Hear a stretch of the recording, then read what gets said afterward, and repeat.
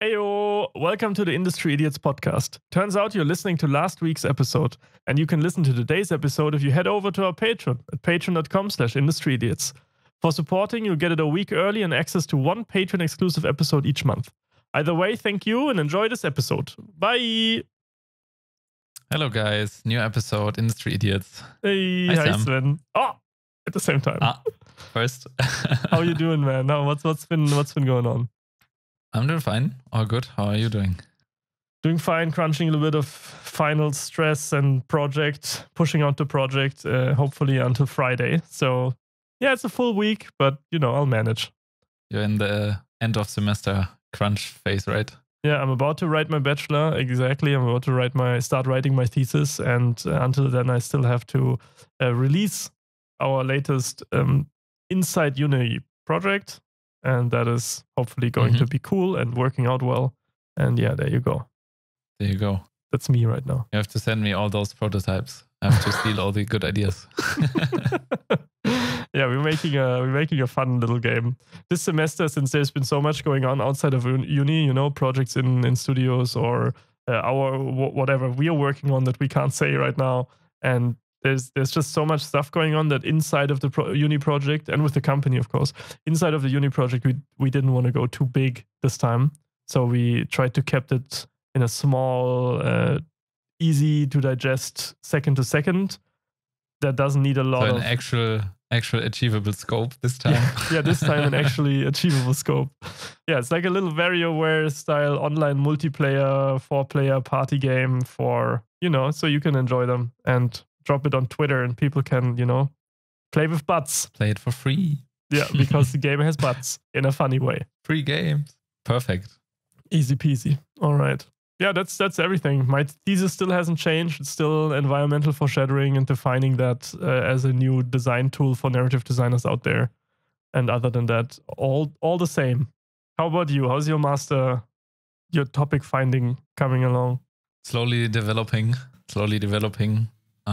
Talking to potential supervisors at the moment, and of course developing further the idea of what I want to do and with whom I want to do it. So yeah, that's been some developments going on there, of course, but I'm probably gonna take some more weeks, like 1, 2, or 3 weeks, until something is like in written form that I can actually start working on.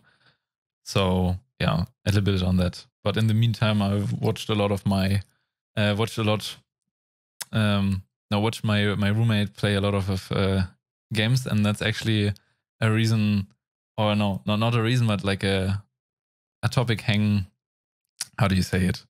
I completely butchered the transition, but like that's a nice transition or topic area I had a question about, because I watched him play Oblivion again. So he was just in the living room and stuff, and he was playing this one exact quest and storyline and mission it was actually my most favorite quest of all time, probably. And I was wondering before I tell you what my most favorite quest of all time is, I was actually wondering what your favorite quest of all time is.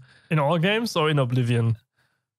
Or generally speaking, if you have any, like, something that immediately springs to mind and you think like, wow, that's a quest I'll never forget. Doesn't have to be like a serious one. It can also be like, most of the times the quests that are like completely different from the usual type of quests in the game, those are the standout ones, of course. Oh, I'm so ready for this question.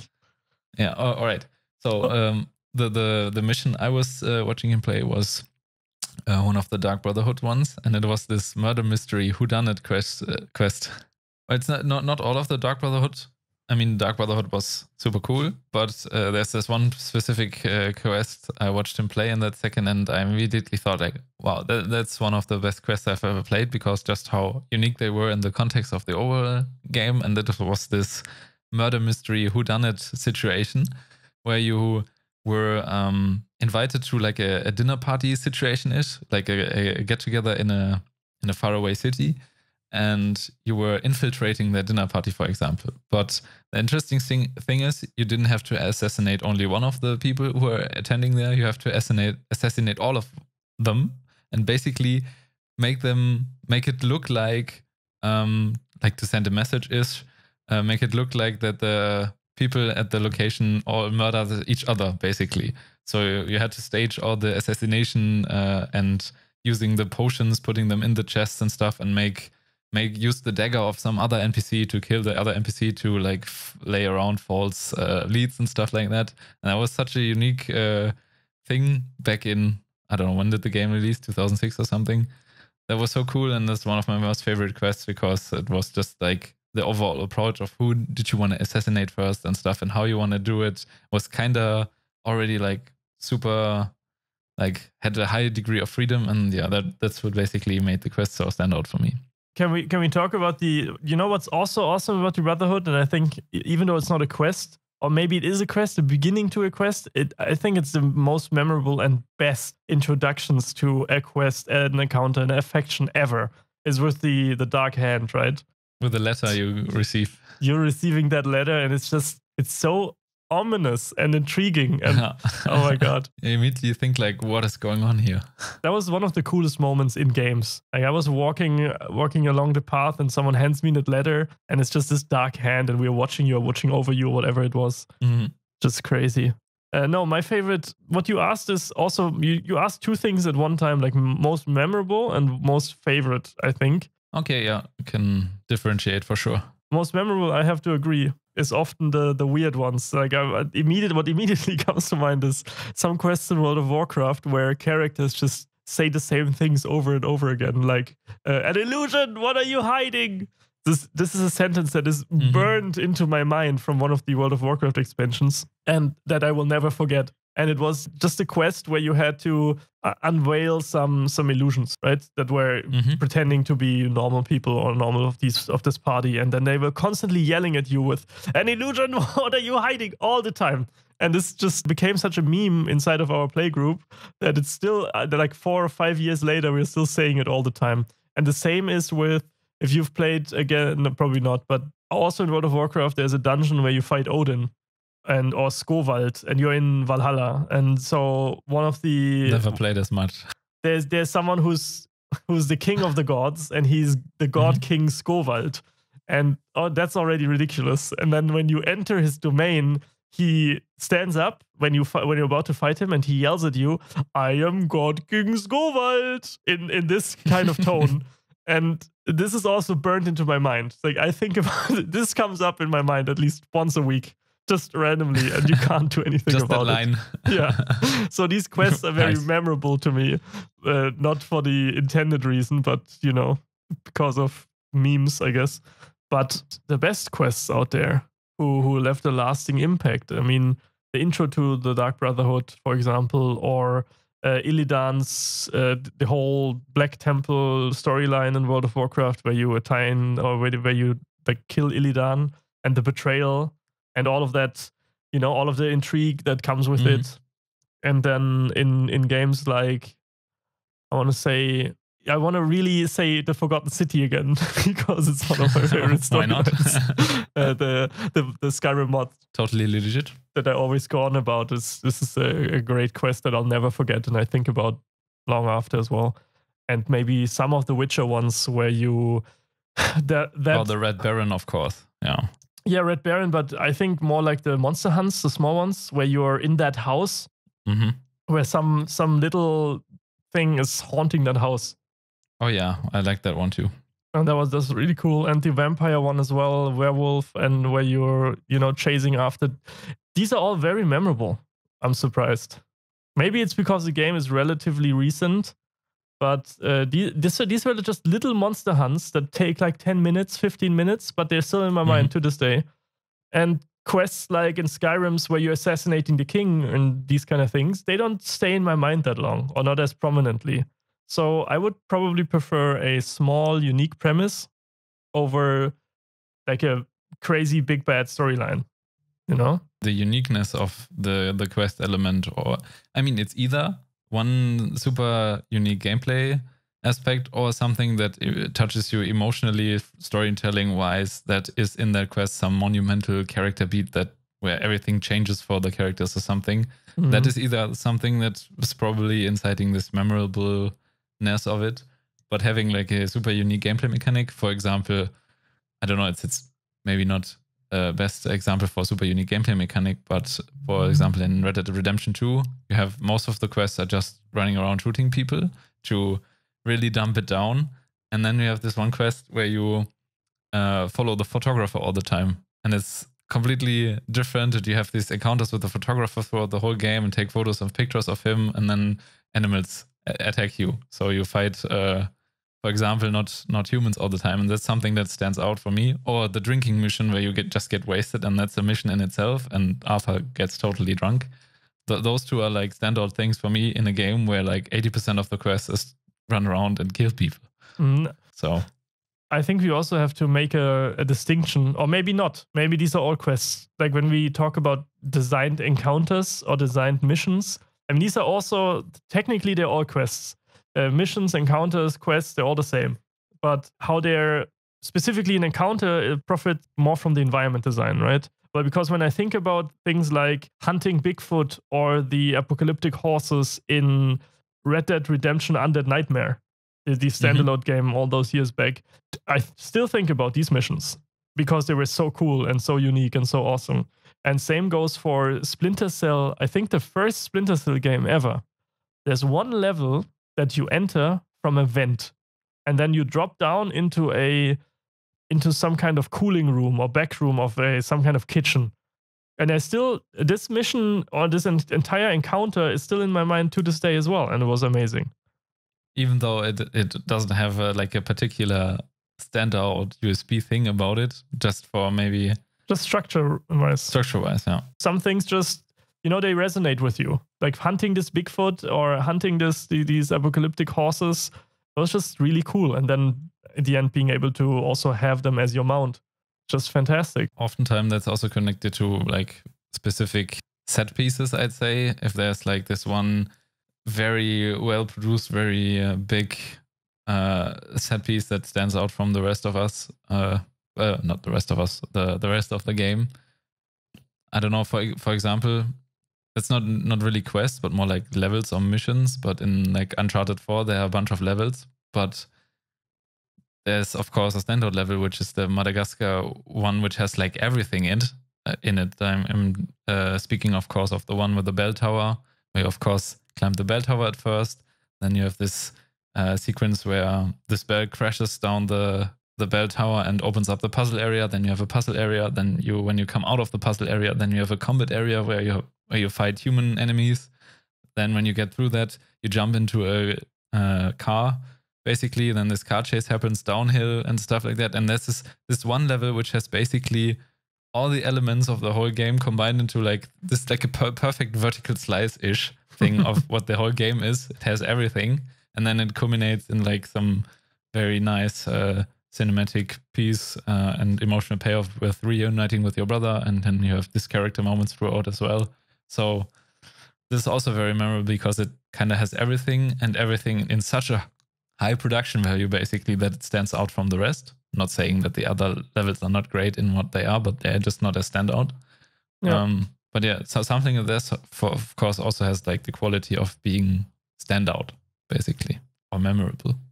Yeah, when I think about memorable events, just general events happening, I think about the Hydra encounter in Dark Souls or the House of Traps, which is also like a little bit of a vertical slice, as you said, because the House of Traps in Dark Souls, where the Onion Knight is sitting in front of, it has everything. It has the classic, surprise death.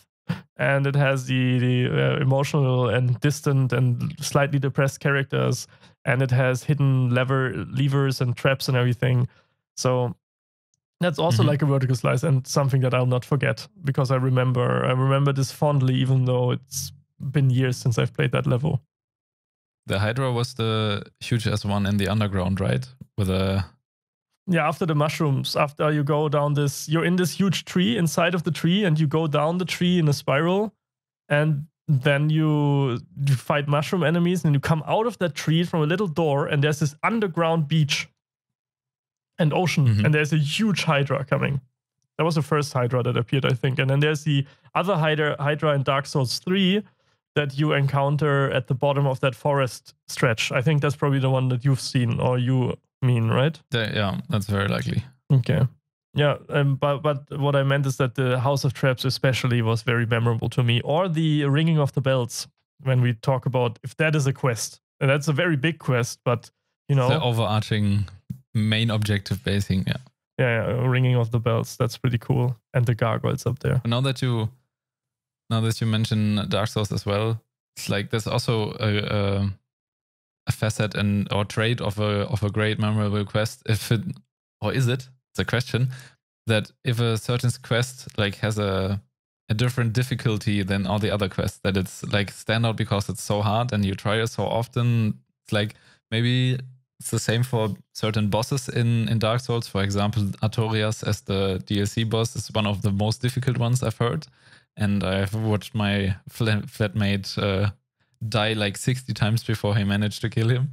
And maybe that was like such a emotionally burning memory about that quest because you tried so hard, you played it so often that this one stands out for you as well. Not necessarily in a good way because you didn't achieve it as at the first try, but you had the satisfaction of working so hard and so long for it, and then you have this reward at the end of finally achieving something. Mm-hmm. That this makes the either boss fight or battle or mission or quest or whatever it is so rewarding in the end when you complete it. Yeah. I can't like come up with one currently where that's maybe the one from the Red Dead Redemption. You know, the having that horse in the end is the same goal, right? You want that insane mythical apocalyptic horse as your mount, so you do whatever it takes to achieve it. Or you want that golden camo in Call of Duty or whatever you want, so you do like technically these are also quests, you know, getting 1,000 kills, assignments you have to do, yeah, and headshots and all these kind of requirements to unlock a specific prize or reward. But yeah, I don't know. I wouldn't call them quests.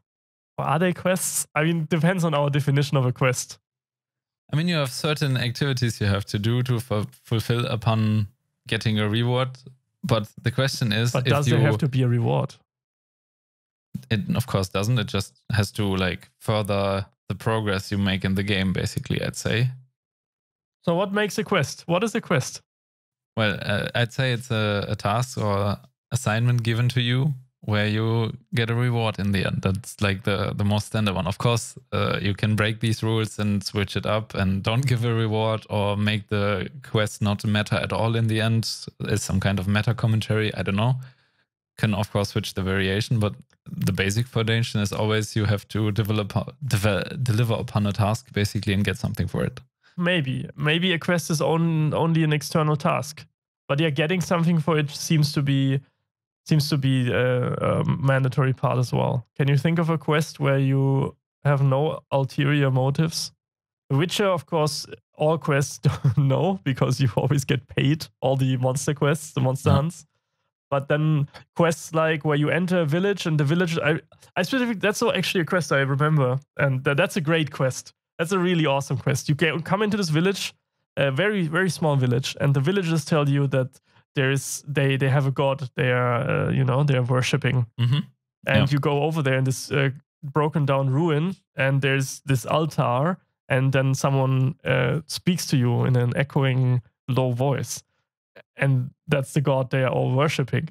And what happens is that there's just a huge weird thing living under this broken down ruin, and it's communicating through that thing. And he's taking all their food and gold and offerings, and in return, he does provide them some fortune. So it's not entirely hostile. That's a very unique, cool premise.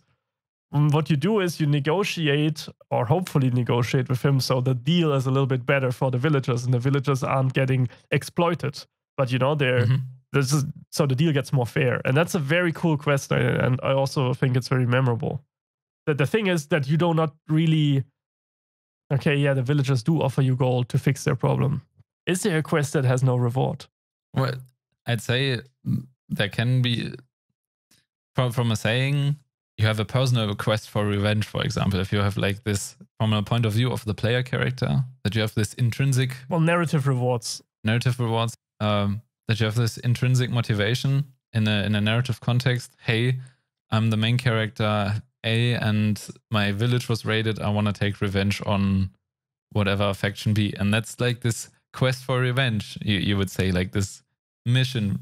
And the only thing you get in the end is basically, I'd say, like personal from your point of view, like delivering justice to somebody, and you have nobody to give you something for it. Nothing materialistic. Of course, it can be like a motivational reward, can be narrative reward. Doesn't have to always be a materialistic reward or item or something. So it must be a quest. To define this more specifically, so a quest must be a task given upon the player that but with some kind of motivation. The motivation can be a reward, but it can also be just one of the human traits, right? It can also be just your desire for revenge or your desire for knowledge. Yeah, but in that case, it wouldn't be given by some external forces. That would be like an eternal goal, internal self-given quest, basically. But it will still be given to you by the game, right? The game still gives you the parameters and the systems in place. True. I'm trying to think of something from The Witcher that does that. Maybe after you are in Kira's tower with the lantern, with the green lantern to unveil the ghosts and that kind of stuff, and then you on that island. Yeah, and then you look for the woman's lover, or the other way around after, right? You look for the guy, you look for the girl, and it turns out that he's possessed. I don't remember. He was a monster or possessed or something or anything like that. And then you go over there to get closure for yourself. There's no motivation. You get no money, no reward, nothing. You just go there because you are interested in what is happening. And you are the reward is you are being a good guy. You are being heroic, and people maybe like you more for what you did. I think you end up killing him, but yeah. I think the word here is satisfying your curiosity. So satisfying your needs as a human being is also a reward. Is that a big enough reward when you play something and think, "Oh, that was cool"? Or do most people think then, hey, where's the rest? Where's my reward? Even though they enjoyed what they played, they enjoyed what they experienced, it was worthwhile playing what they had in front of them. But there's no sword, so they don't get this satisfaction manifested in some kind of thing they can put to use in the coming quests or in the coming activities to do. I think there's some thoughts or remarks to be made about there having to be a set amount of quests that lead to no reward, just so the ones with rewards feel even better. Yeah. Maybe, I don't know, maybe there's some narrative leeway there, but generally if I go into Skyrim and I just go into a random dungeon without a quest, and this dungeon turns out to be difficult or deep, I do expect to find something there. I mean, that's not a quest given to me by the game, but they did give me that dungeon or the access to that dungeon. And the quest is probably on my end, because I think like, oh, this looks cool. I wanna explore this. And so I'm giving myself the quest, explore this entire dungeon and find stuff there. But is that still a real quest, or is it only a quest if the game provides you an active task or narrative to fulfill? Well, it's not a systemic quest in a sense. It's, like I said before, it's probably a quest you've given yourself because you're mostly familiar with this.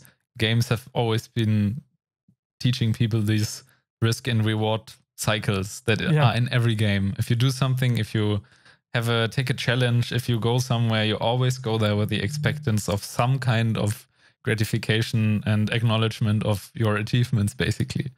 So I don't know if you can ever just go into a cave, then fight somebody, and then there's nothing, and then that would kind of feel off for most people. Even though maybe these goblins provided you with an experience, maybe those goblins you were just slaying was like dancing around before or making some jokes and you could understand them and witnessed a cool scene, that wouldn't be enough, I guess. I think uncovering a secret can be reward enough. Like if their secret is intriguing enough and you learn a lot, it can be reward enough. But I think there's nothing against just giving the player more.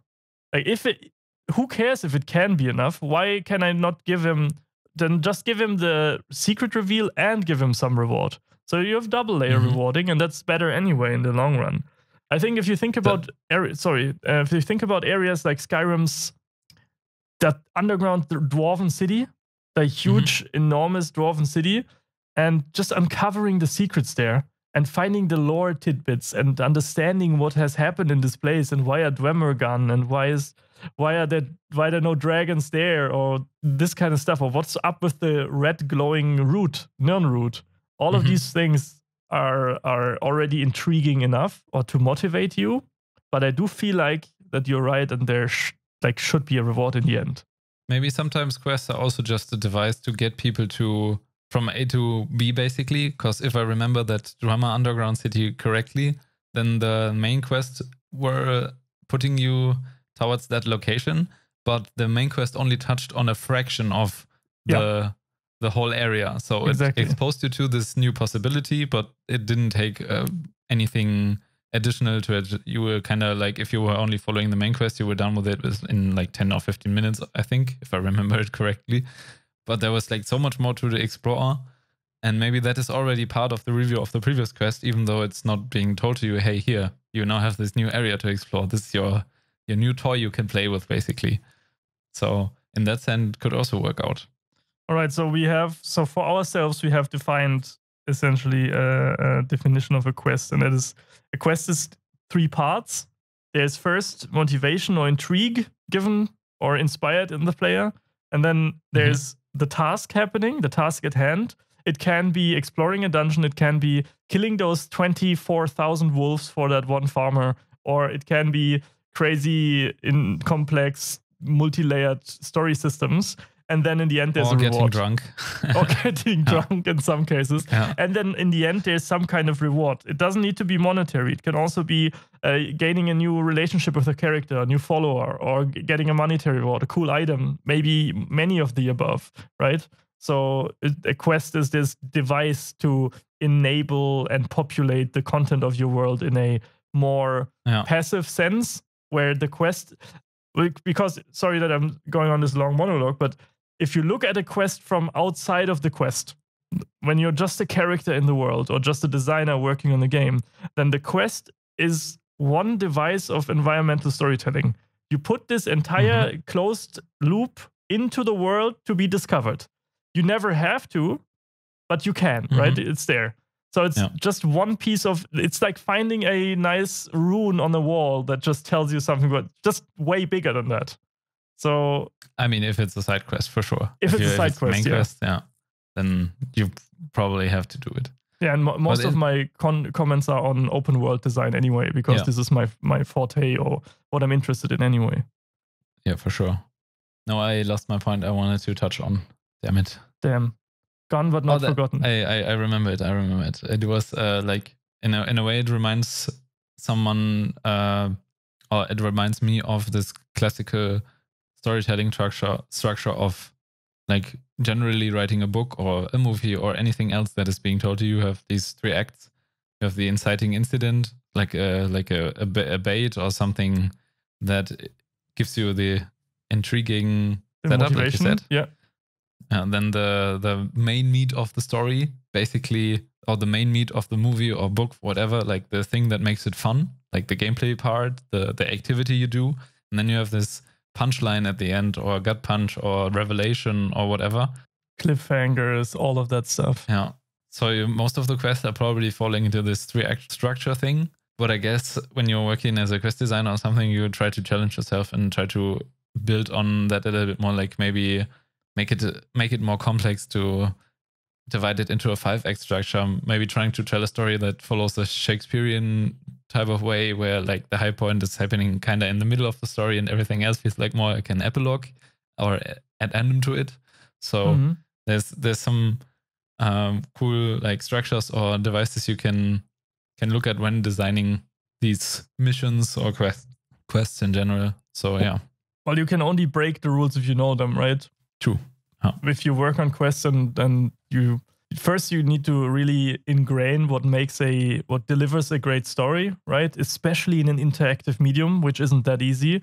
If you've ever DM'd a group of D&D players and written your own scenario, you've written your own campaign or missions or quests in there, and then suddenly you have this great occult setup where there's many crazy complex things happening with characters in disguise, and your players arrive at the location and they see a little pond or lake that you put in there just for describing a beautiful scenery, and then they spend 6 hours of the session fishing.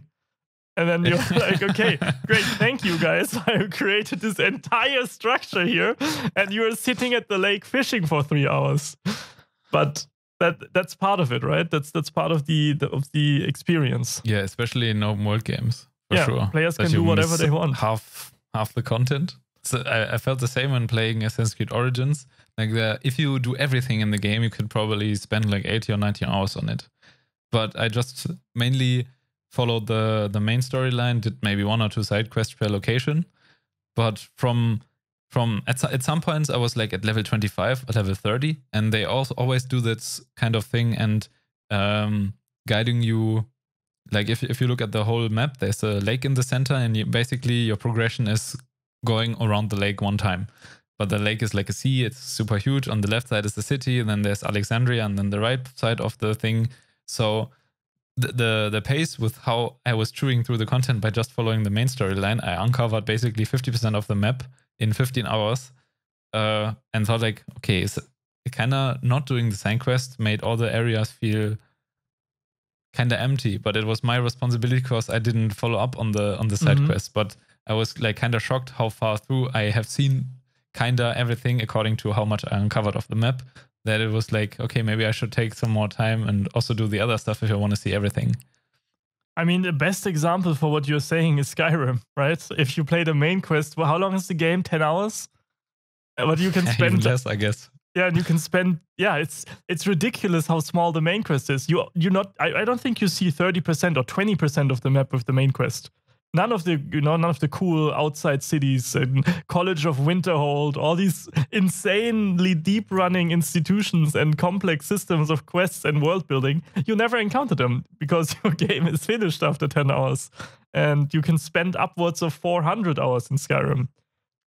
Yeah, the thing with these, I think it's incredibly hard for games to get in such huge games to get the pacing right for the main storyline. If you have so many side quests, for example, if you follow the main quest in Skyrim, you do that for 2 hours, and then you get sidetracked for 60 hours, and then you want to resume on the main quest, you lose all the momentum of like the narrative structure.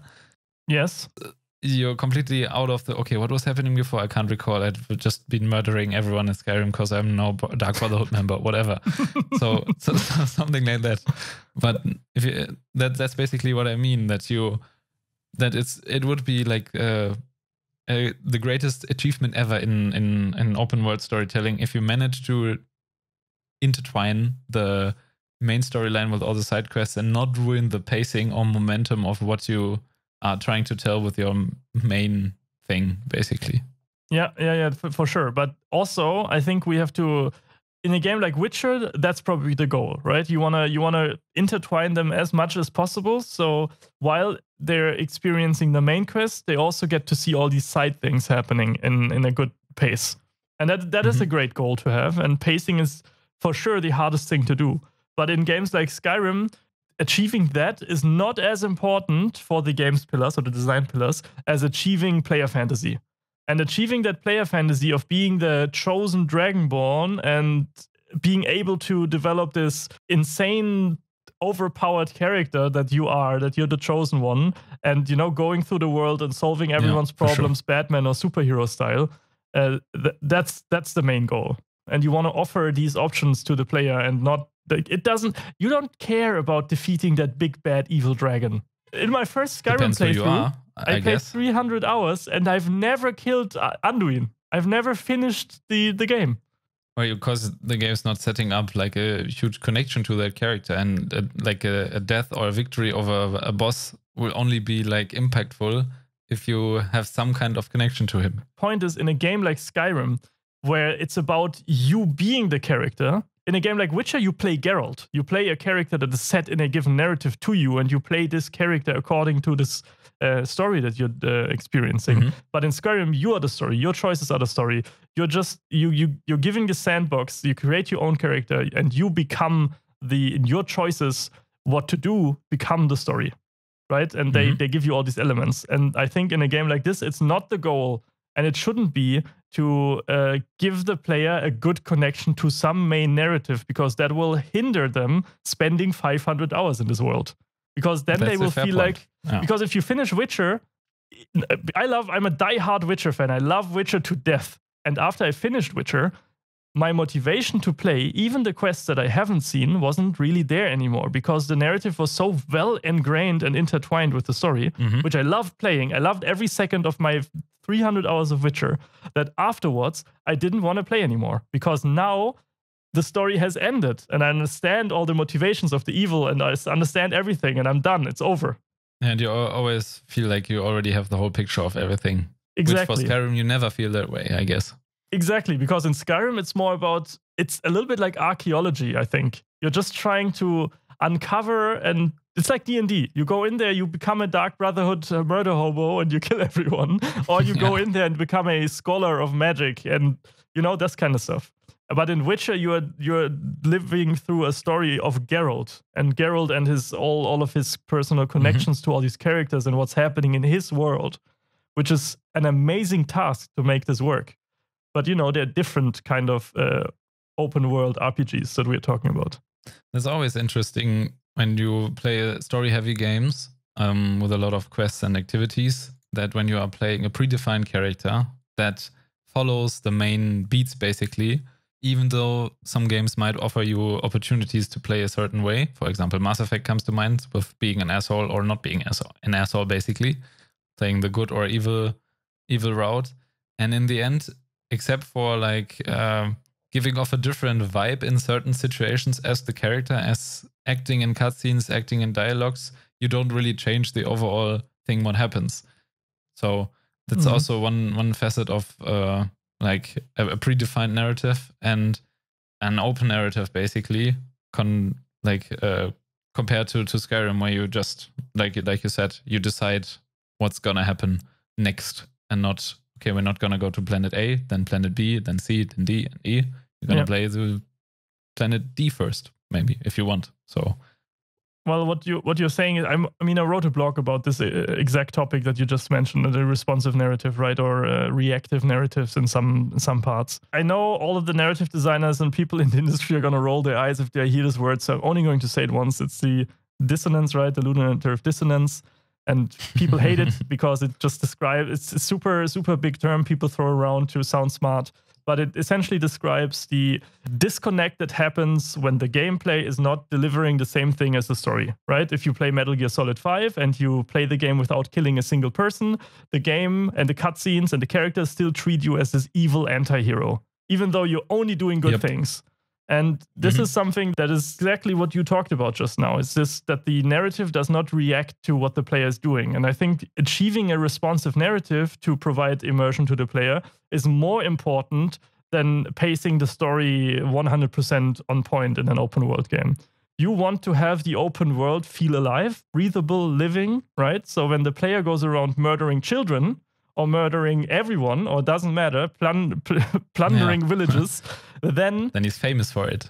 Yeah, then he should be infamous for it. You should be going to a city and they're like, oh my god, you're wearing this outfit that the guy who just murdered the other village at the other end of the world was wearing. Are you that guy? And then they should be hostile towards you. Or people should hate you if you kill their families, right? This gives you more immersion. The question is, and that is a question that I also asked in the blog, is where does it, and I would love to hear your opinion on this, where does it have to start and end, right? Is knocking a flower pot, that's the example I used in the blog post, is knocking a flower pot off the wall of some character and then he cannot implant his flower in that pot anymore. Is that level of detail required for responsive narrative, or should a responsive narrative only act for major events? Like you kill a character and he then can't give you quests anymore, right? And that has a direct influence on the world. For sure, the first thing you're going to think about when raising that question is what is achievable to do. Like, what's the degree of detail you can how deep can you go? I think one great example for that is where the scope is perfect for the game is Fallout New Vegas. This is it's an open world RPG, but it's like smaller compared to the other Fallouts. It's more like a standalone spin-off thing. And I think it's the best Fallout of all the Fallouts. and it had this exact quest and storyline you were talking about. Basically, you had the choice of like doing that quest in a number of different ways.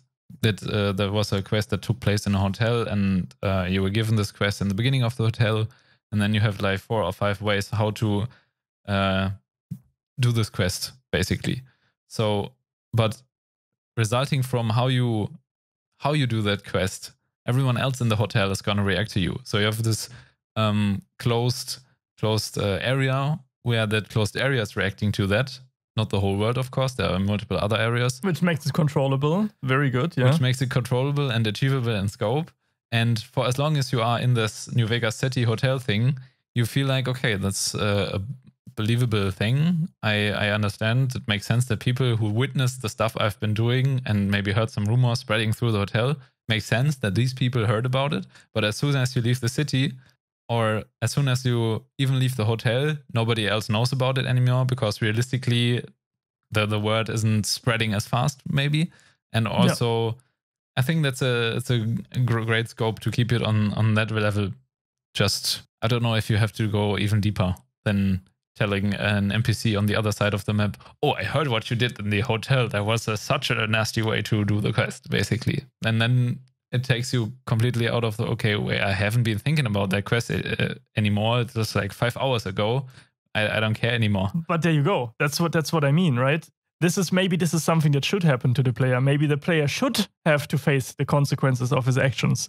I'm not saying that you should give like if you murder everyone in a hotel, there should be no one alive knowing about this. So don't make your play, that also breaks immersion. The only thing that I'm wondering is if that would be worth it, having this kind of, because there's some games that do it. Kingdom Come Deliverance comes to mind, because they have a very complex AI system, right, behind everything. So as far as I understood Kingdom Come Delivery's AI system is that they have this hierarchy of families living in the villages populating the world. And when you kill someone, that person, like how they're treating their player like an NPC. So they're assigning you the same values, the same ways how the NPCs interact with each other.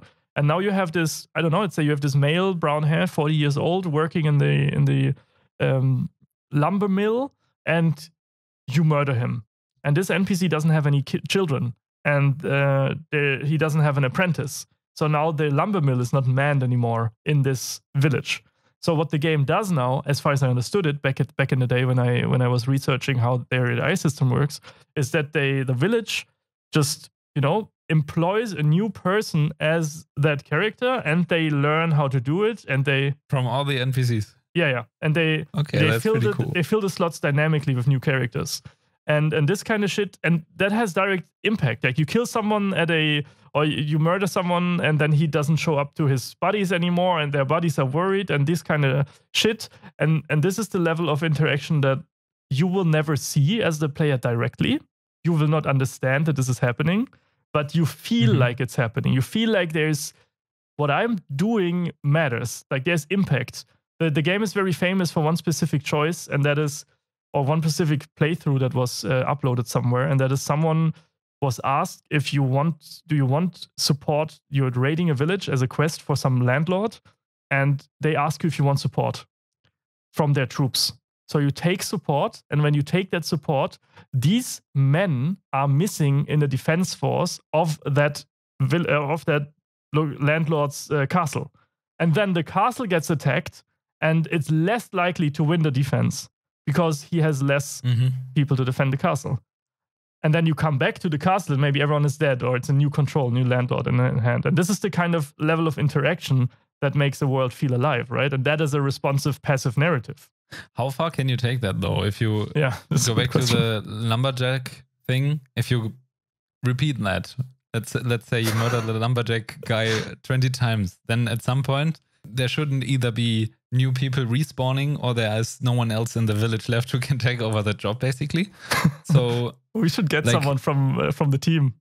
We should interview someone from the team, because I don't fully understand the AI from the outside, right? I was doing as much research as I possibly can, and watching interviews and talking with them on Twitter or Facebook messages. But there's only so much you can learn, right, from not being inside the team.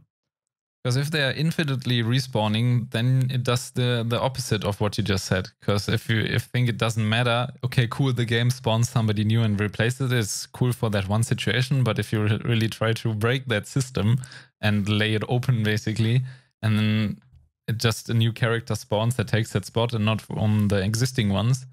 And the opposite of that would be like if you murder everyone in the city, then the game becomes unplayable because there's no one to work for anymore, no activities to do for anyone, then it's completely empty, and then you have to reload, I guess. I mean, why would you murder them, right?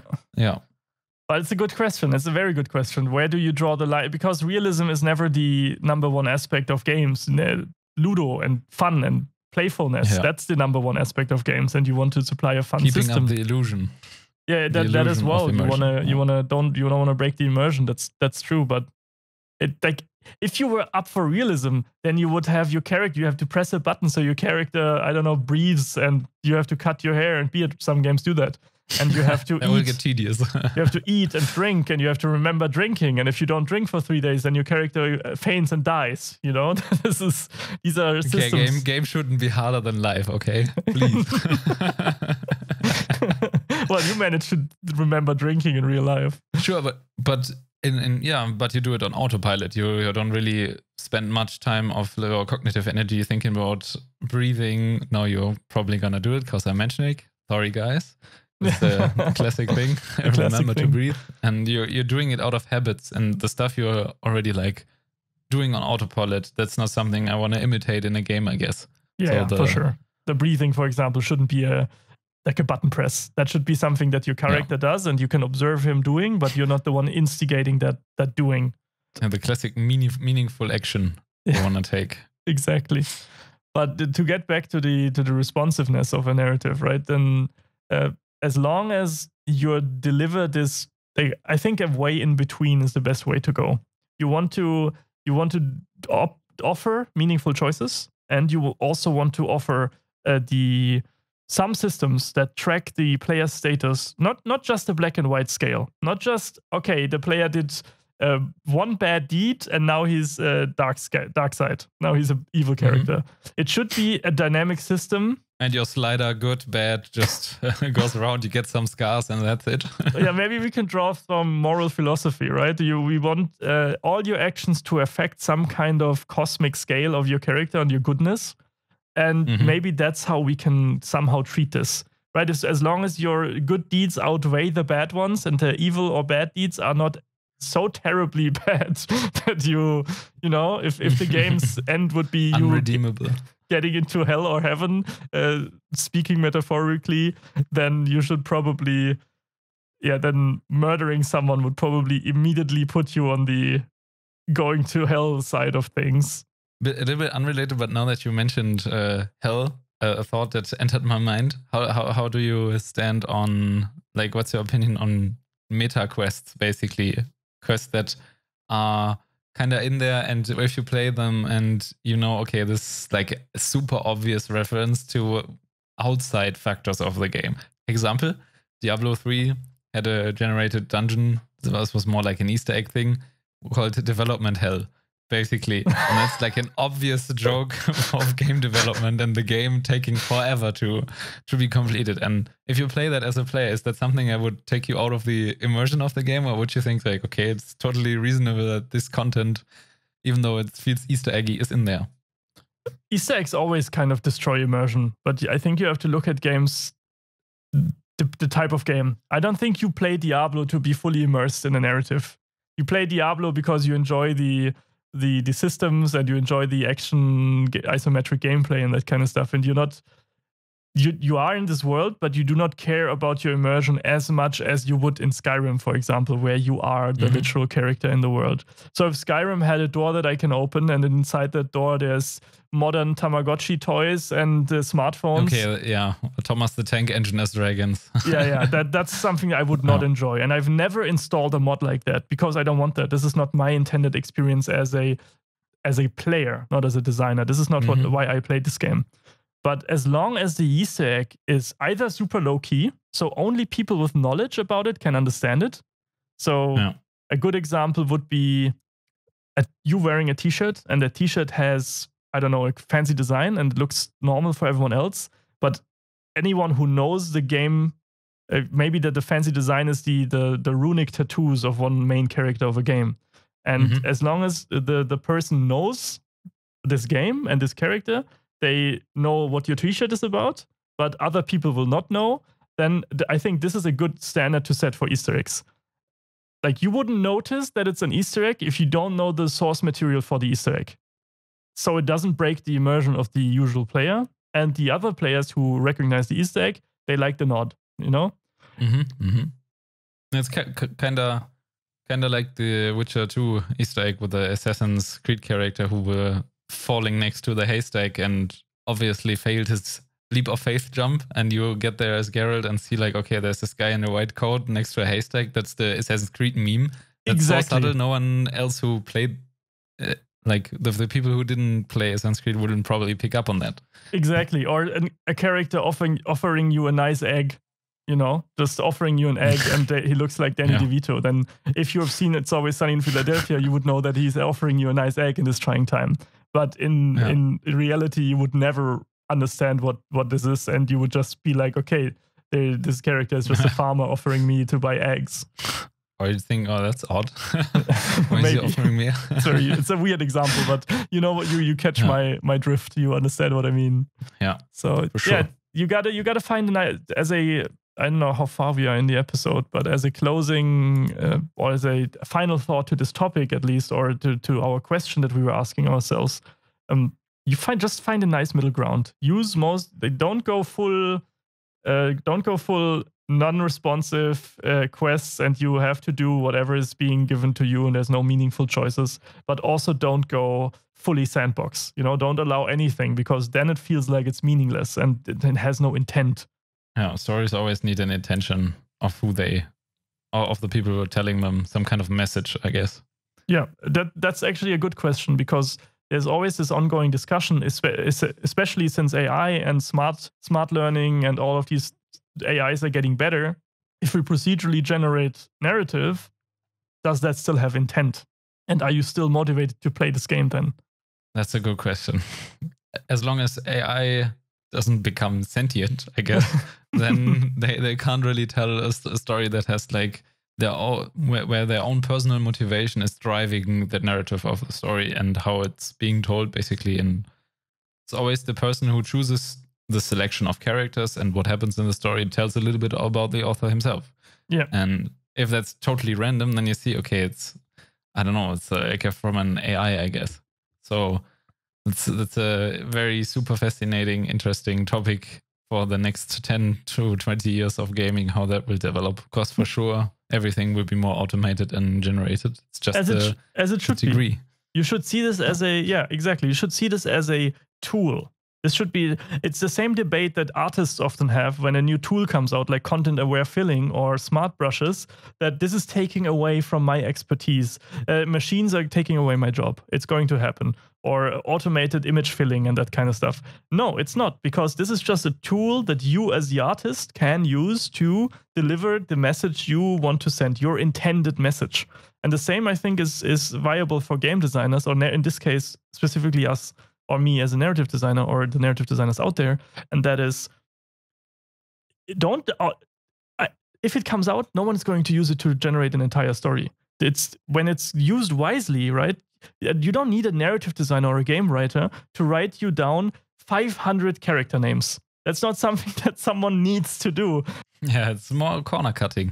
Just generate me 500 pre-names. I don't care, and I'm gonna pick the ones for the main characters, so they make sense in the phonetic sounding story or whatever. And I set the parameters so the names all have a phonetic similar sounding, feeling. Mm-hmm. But other than that, maybe when you come to lineage and it's a surname. Is it surnames or pre-names?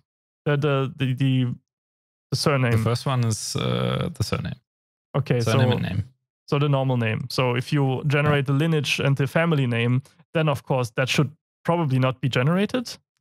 Maybe if it has relevance to the story, because like if you're making a fantasy setting and someone is called Oakenheart or whatever, then that probably has some kind of where it's coming from, and that makes sense narrative wise. But other than that, as long as you use the procedural generation wisely as a tool to save yourself time in processes that don't need a lot of thinking, then go for it. In the less complex and more mundane areas of where writing or creating content gets repetitive, and then that's a great area where you can do some corner cutting, I guess.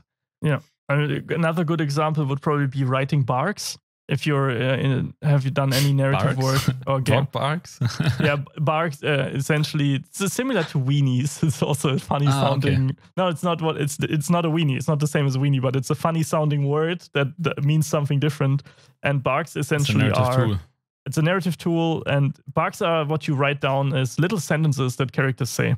You know, when you walk past an NPC and he says, darn it. Okay. And they need to be, of course, in character as well. And you use these to build character. So if you have a very angry Irish person, then of course these sentences would not be, "Oh, it's so lovely to see you," right? They would probably be a little more aggressive because he's an angry character. And you have to, these kind of barks for main characters cannot be, if it's a main character, they cannot be generated. You have to make them fit his tone and personality perfectly.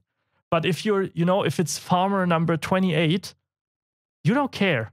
Just generate me 200 barks for this character to say, and there we go. And then you probably have like 2,000 parameters or tags that filter it down to only the potential 5 lines that result that this character is like qualified for uttering, basically. Yeah. You walk past him and he's like, "Want to buy my carrots?" Or the next time you walk past him is that, "Oh, I've got such good carrots for sale. Please buy all the carrots." Yeah, the weaponsmith will for sure not say that, because he's probably going to have some box ticked somewhere, some filter applying that he's not qualified for that sentence. Yeah, so you would probably feed, like, maybe, I don't know how this kind of AI would work, but you would probably feed a theme into there. So you would probably give the AI like 10 words, and the AI can use these topics to generate fitting words. Or barks, in this case, sentences. Like they draw from a certain pool of sentences, similar to what you would think all the guards in Oblivion do, and then like with the took an arrow in the knee thing. And that's a very good example of why this is important and why you could really benefit from these procedurally generated tools in narrative design. Because once you hear the fucking 500th guard say, "Oh yeah, it took an arrow to the knee," then your immersion is ruined forever. Like you cannot. It just makes no sense. And the only way to counteract this is if to get a game writer or a writer or a narrative designer to write you 2,000 sentences or barks these characters could say, and then feeding them into the pool. And that all of these need to be voiced and voice acted, right? And written. Yeah. And this is time that is valuable and is needed for the actual story and quest writing. So just generating them would be very beneficial towards the overall process. It's the same situation and feeling I had when playing Red Dead Redemption 2, where you also have these random encounters, which are called random encounters, but they are not as random once you meet them again. Yeah. And the first time you play it, you always feel like, okay, that's super cool. What is happening here? Thunderstorm, middle of the night, whatever. Or this photographer guy. But when you continue on the game, I haven't even seen all of the 20 possible things yet. And the game decided to give me another one of the ones I've seen already. So my dream scenario or wish would be that the game would track what kind of stuff I have already heard, what I've already experienced, and that these events I've already seen are crossed off the list until I have seen everything else, and then I can relive this random encounter, because by then I'm probably already through the main story. But if you have these 25 or 30 random quest encounters in the world, then try to place them in the regions that I guess make my way around those and not have to see the same random encounter again I've seen before. So there was kind of a flaw in that system. Even though the first time you encounter this, you have this super cool feeling of wow, okay, that feels like I'm one of the only ones seeing this, so kind of like that. So maybe some sort of clustering, right? If I not think about these big systems like quest encounters, but I think about the small things like barks. It's very in character and usual for real life people to say things repeatedly, right? Oh yeah, of course I forget about you sometimes as well. You forget things, you forget 100%. But not only that, but just generally, people have catchphrases. I say some like the thing, "What are you hiding?" This is a thing that in our friends group that plays World of Warcraft, we have been saying for 5 years. And anyone who would talk to us in this World of Warcraft group would hear that sentence at least 100 times. So it is not unlikely that you encounter someone who would use the arrow to the knee joke 100 times. But the thing is, as soon as 100 characters start using this, then you notice that there's something off. So if you have a regional cluster, an area cluster, where specific barks are being used, because that makes sense. They're living in a small community, they're exchanging sentences, and you pick up on the things that people around you do in real life too. Yeah, similar to the Fallout thing. Like have this contained space where stuff happens in a generated form or raked in form. It doesn't break my immersion if all the guards in one village say took an arrow to the knee. Because they talk to each other, they make the same jokes, they pick up on each other's jokes and sentences and catchphrases. Yeah. Specifically our AO, right? The thing that I coined. Oh yeah, the AO. And you say that now, and I love that, and this is great, and this is how things spread, right? And so if you use clusters, then it would make sense narrative-wise, and it wouldn't hurt immersion. But you should not spread the same bark on the same type of character over the entire world. Yeah, for sure. I agree. And then you have, on the other hand, you have this, or not on the other hand, but you also can have this situation where you, for example, in Skyrim, meet somebody in the town, then 60 hours later, you have they've done the other quests, and then you come back to that city. Then, of course, I can understand why this guy is using the same bug or same phrase again, because he probably has lived his own life, apart from me being the Dragonborn and living through all that stuff, that he thinks, okay, that's just another of these adventurers. I'm just going to tell him the story I tell everyone. Yeah, good example from my personal life is I worked in a hotel reception for 2.5 years, and I would say the same sentences, same 4 sentences every single time. I would say, "Hey," I'm translating from German, but I would say, "Hi, it's nice that you're here," and then name, and then have a great stay, and all that kind of stuff, right? These pre-built sentences, and I would have a repertoire of 20 to 30 stories I would tell guests to keep them entertained, and they were always the same, and it didn't matter. And I would cycle through these 20, 30 stories, right? Because that's just how you keep a lighthearted spirit. But would you do that to recurring guests as well? That's the question. Yeah, because I don't remember them. That's the thing, and that's what I'm saying. It has happened. Like people then tell me that. Oh yeah, you mentioned it the last time we were here. And dude, I work in a hotel. Like, oh, okay, sorry. It's a hotel reception.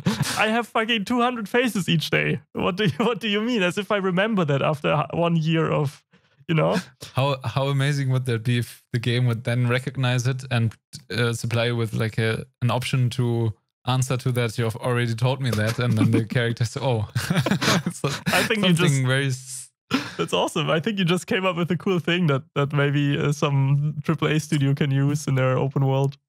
But yeah, so I think this was a good closing anecdote from my personal life. But very interesting quest design discussion you brought up today, Sven. Appreciate it. Really enjoyable. Of course, dude. So time for socials. I think it's time for the socials, of course. As always, I'm already pulling them up on Twitter. You can, of course, find us at Idiots Industry or on Instagram at Industry Idiots, or click the episode details of your favorite podcast player and then click on the links. They are right there. And then you can stay in touch and follow up on the latest stuff that is happening for the podcast, or just leave in that app you are following us a simple follow, for example, Spotify or Apple, and then you get notified for the newest episodes. That would be fantastic. Yes, that would be fantastic, because not only do you get notified, but also we get seen more often by the algorithm, and that's always cool. So either way, thank you very much for making us part of your weekly routine, and bye! Bye!